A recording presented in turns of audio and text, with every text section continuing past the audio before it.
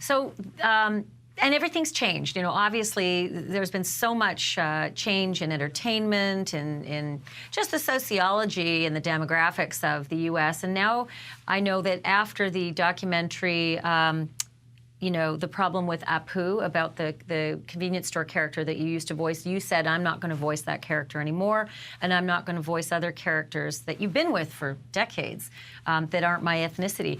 Walk me through that decision and if you miss them. Well, you know, I did all those characters with love and to the best of my ability. And as you said, they were created in a time where we didn't think twice about providing voices like that, or caricaturing or parodying different ethnicities. And that's part of, that turned out to be part of the problem is we didn't consider it. We didn't consider the ramifications it might have. And in some ways, those consequences weren't clear for 10, 20, 30 years later.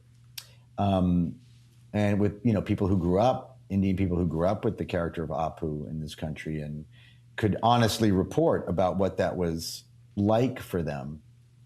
And, you know, it wasn't a quick decision for me. It wasn't like I heard the documentary or saw it or heard it was coming out and then went, all right, that's it, I'm not doing this character anymore. It sent me on a journey of discovery, which I encourage every person in this country to take, certainly every white person in this country to go on. And I know there's a lot of talk about it now, and there's a lot of backlash about, oh, it's not okay to be white, and it's not about that. It's about acknowledging, for most people, it's just blind spots. It's just not considering what the consequences might be, the effect it might have had on people of color. Whether they're Indian or Latin or Black or whatever part of this culture, and really considering the effect that it may have had,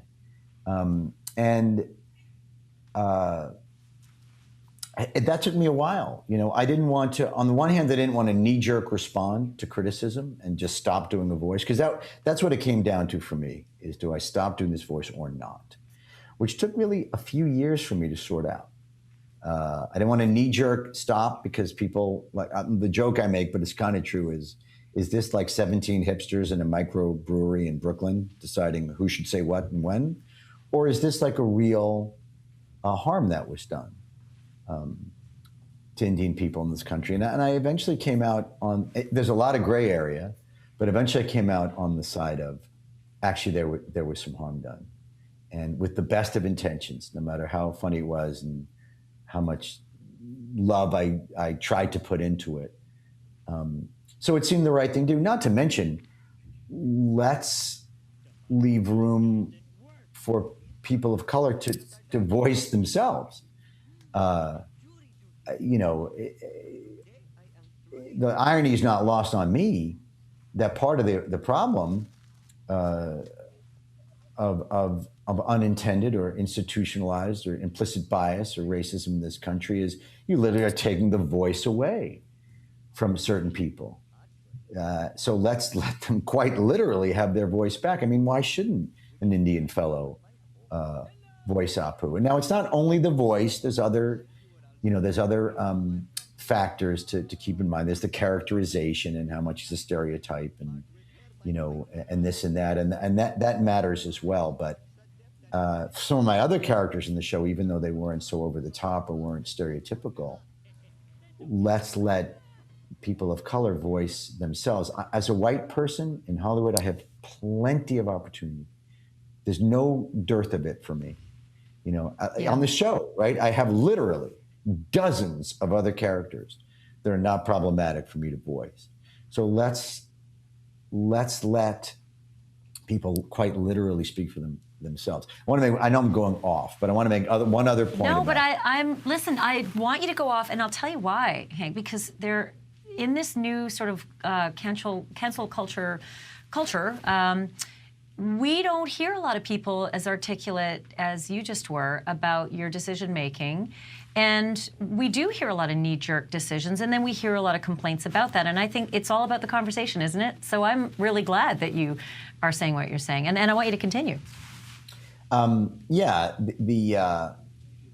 look, any extreme, I think, can go too far, right? Any extreme is extreme. So does on both sides of the political aisle, the social aisle, right? Stuff can go too far, and especially in this clickbait headline world we live in, where people make decisions based on not even the article about the thing, but just the headline of the article that you see on your news feed, right? Yeah. Or the comments in social media, and everybody's off to the races. But one of the things I hear a lot about, well, look, it's just acting, right? It's just portraying characters. Simpsons makes fun of everybody. And what's the difference between doing a Luigi in Italian accent or doing an Irish accent, which I don't do particularly well, but I've done it many times in The Simpsons and other things. And I totally understand that point of view. I bristled a lot. I was very defensive when I first heard this criticism about Apu and some other characters. And I understand it, but upon examination, what I came to was, and I learned was, here's the example I give. I worked with a comedian a long time ago. I'm a Jewish American guy. And worked with a comedian, very, very funny comedian, waspy guy, who would do a Jewish voice as a joke. He daily talk like this. Why are you getting upset? What are you doing? Come on. And now, did it bother me? No. But then the character of Apu was really the only representation of Indian people in American culture, really the only one in pop culture, for about 20 solid years. I started to think, what if this voice here was the only representation of Jewish people in American culture? And it wasn't even me, a Jewish guy, doing it. It was, some waspy guy's impression of it. I would maybe not love that so much. And on top of that, I'm a white guy, right? So if this is how you think a Jewish person sounds, okay. But I don't walk into a grocery store or walk into a bank or go to get a loan or go anywhere in public and people take a look at me and go, oh, look at the Jewish guy. He must sound like this, or his father sounds like this. No, I don't, not necessarily. I can escape that because as a white person, I can assimilate, I can blend. But Indian people in this culture can't do that. They're immediately identified as Indian. And they would hear it. Are you Apu? Does your father sound like Apu? Do you work at a 7-Eleven? And it's maybe not the most earth-shattering issue in society, but it is a window into quite a serious one of implicit bias and the ideas we form about people and the pigeonholes and we put them into and how we marginalize them based on messages we're getting from the media, from the news, from Hollywood. I could even go on longer about this, Ashley. But anyway, that's what I came to, and that's why I decided. I think you hit it. I think you hit the sweet spot. I think you explained this very, very articulately, like I said, and that's what's missing right now is people being able to actually speak and be heard. I think on both sides.